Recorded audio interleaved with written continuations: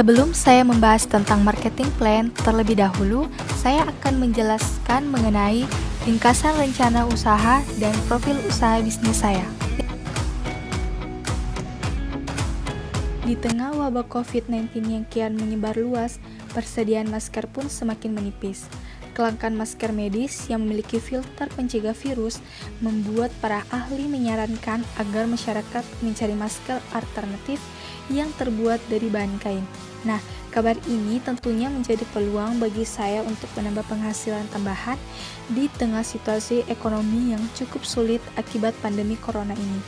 Dan saya melihat peluang bisnis masker berbahan kain yang menjadi alternatif di tengah kelangkaan masker sensi atau 695 ini cukup menjanjikan, dan saya berpikir untuk memulai menjalankan bisnis ini.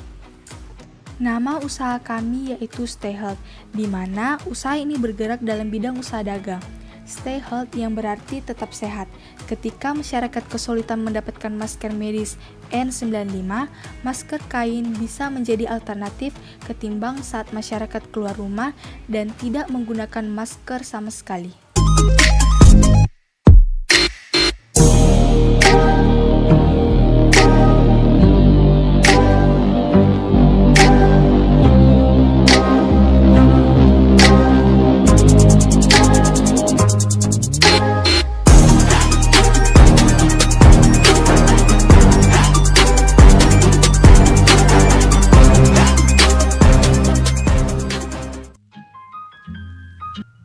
Nah, bagi sebuah bisnis, marketing plan itu sendiri adalah sebuah rencana atau strategi untuk mencapai sebuah target pemasaran dalam kurun waktu tertentu.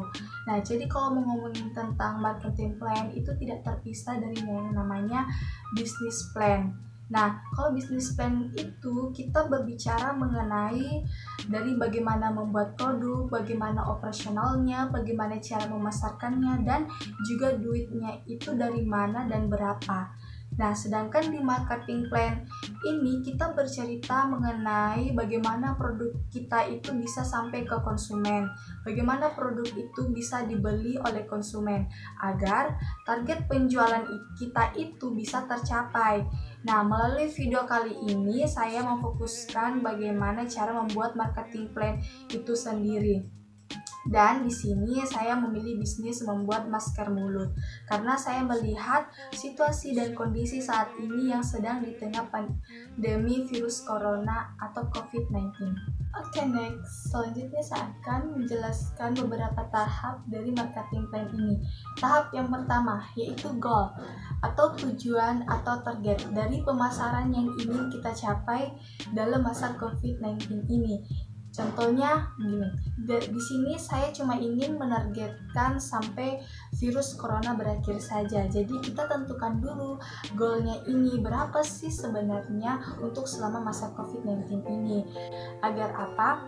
Agar kita punya tujuan yang jelas untuk membuat strategi pemasaran ini. Kita buat itu untuk apa dan untuk mencapai tujuan apa. Untuk goalnya misalnya untuk bulanan. Bulan pertama kita harus ngerjain apa saja. Misalnya kita menawarkan produk kita ini ke 2 atau 3 titik tempat untuk titip jual. Atau untuk mencari reseller atau menambah reseller. Jadi kita itu punya target setiap bulannya dan mudah untuk mencapainya. Nah, tahap berikutnya adalah menentukan target konsumen. Nah, pada tahap ini kita kenali lagi siapa calon konsumennya. Kalau misalkan kita sudah punya produk yang akan kita jual, kita sudah bisa fokus kepada siapa produk yang akan kita jual ini.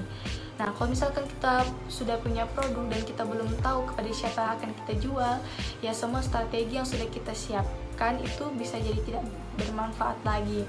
Nah, untuk bisnis masker ini, karena sekarang dalam masa pandemi, maka produk ini bisa kita jual ke semua kalangan, mulai dari anak-anak sampai ke orang dewasa.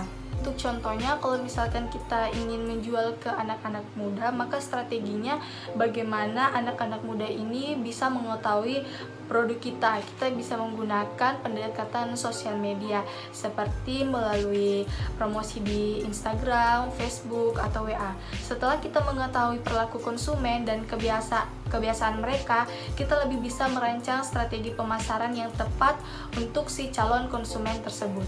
Tahap selanjutnya adalah mengenali kompetitor.